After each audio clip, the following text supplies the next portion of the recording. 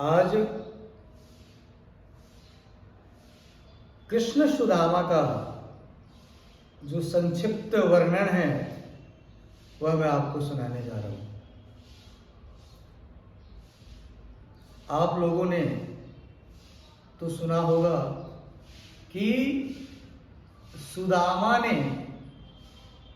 भगवान श्री कृष्ण का चना चुराकर खाया, जिसके कारण गरीब हो गया, दरिद्र हो गया, निर्धन हो गया।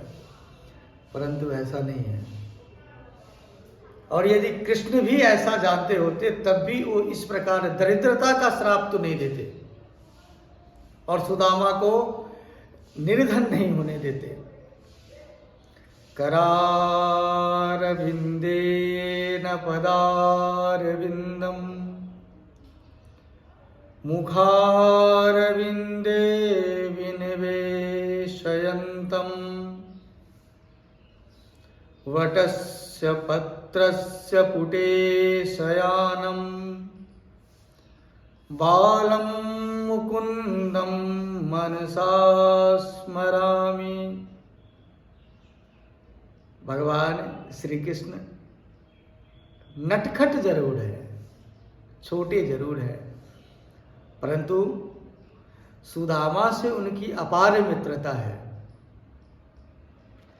सुदामा गरीब और निर्धन क्यों हुआ, इसके कारण का रहस्य हमें जानना चाहिए। हम जो बार बार कहते हैं या कई लोग कहते हैं कि सुदामा ने कृष्ण का चना चुरा लिया, खा लिया, जिसके कारण दरिद्र हो गया, ये बिल्कुल असत्य है। शास्त्रों के मुताबिक,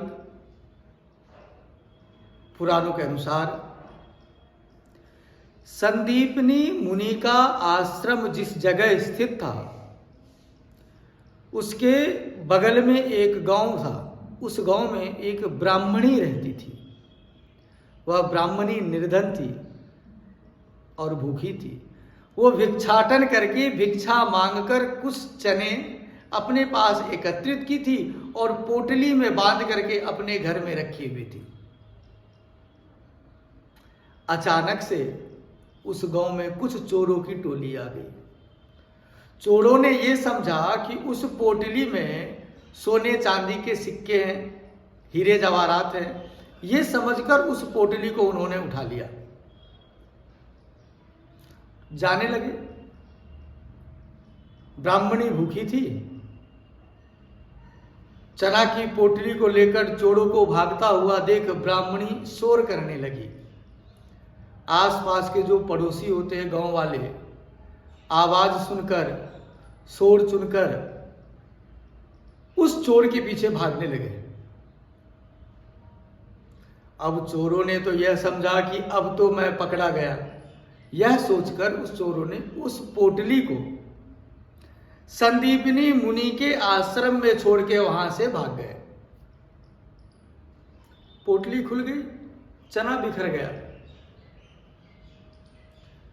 इसको देख उस ब्राह्मणी ने श्राप दे दिया उस चने को कि इस चने का जिसने पान किया है वो दरिद्र हो जाएगा, निर्धन हो जाएगा।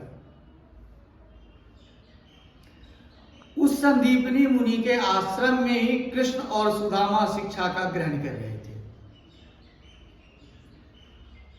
अब कृष्ण और सुदामा दोनों की बारी आई बाहर जाने की। ब्राह्मणी ने सोचा कि अब ये दोनों आश्रम से बाहर जा रहे हैं, इनको भूख लगेगी तो क्या खाएगा। ब्राह्मणी वात्सल्य, प्रेम और भाव में आकर उसी चने की पोटली को एकत्रित कर चना को उस पोटली में बांधकर कृष्ण सुदामा के हाथ में दे दिया। बोला, जब भी तुम्हें भूख लगे तो इसको खा लेना। अब कृष्ण और सुदामा दोनों मित्र आश्रम से बाहर जा रहे हैं। इस वृक्ष के पीछे बैठे हुए हैं। किसी कारणवश भगवान उस वट के वृक्ष पर चढ़ रहे हैं। अब भूख लगने का, खाने का समय आ रहा है। सुदामा ने जैसे उस पोटली खोली, सुदामा को समझ में आ गया कि ये तो श्रापित चना है। यदि इस चने को कान्हा ने खा लिया तो ये तो संसार निर्धन हो जाएगा, ये संसार दरिद्रता में आ जाएगी। अब इसका उपाय क्या है? देखिए मित्रता का भाव कैसा है। सुदामा ने खुद को दरिद्र होना स्वीकार कर लिया उसने, परंतु अपने मित्र का पूरा सम्मान किया है, पूरा सम्मान किया है। और वो जानता था ये तो जगतपति है, सच्चिदानंद है, सुख भी यही है, दुख भी यही है, धन भी यही है, निर्धन भी यही है। परंतु दरिद्रता का यदि श्रापित चना श्री कृष्ण ने खा लिया तो संसार पे प्रभाव पड़ेगा, सब दरिद्र हो जाएंगे। यह सोचकर सुदामा ने उस पोटली को खोला और सारा चना खुद खा गया।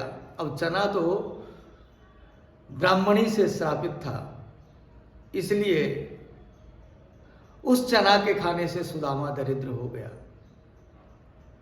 कृष्ण द्वारा श्रापित नहीं था, चना श्रापित था ब्राह्मणी के द्वारा, इसलिए सुदामा दरिद्र हुआ। ये तो सुदामा और कृष्ण की मित्रता का तो जितना भी बखान किया जाए उतना कम है। चावल की पोटली लेके सुदामा आए तो सिर्फ एक चावल का दाना कृष्ण ने खाया तो 10,000 लोगों का पेट भर गया, 10,000 लोगों का। मित्रता का भाव देखिए, यही है मित्रता का भाव। कृष्ण सुदामा ये दोनों मित्र हैं और दोनों में से किसी ने भी एक की चोरी नहीं की, किसी ने भी नहीं की।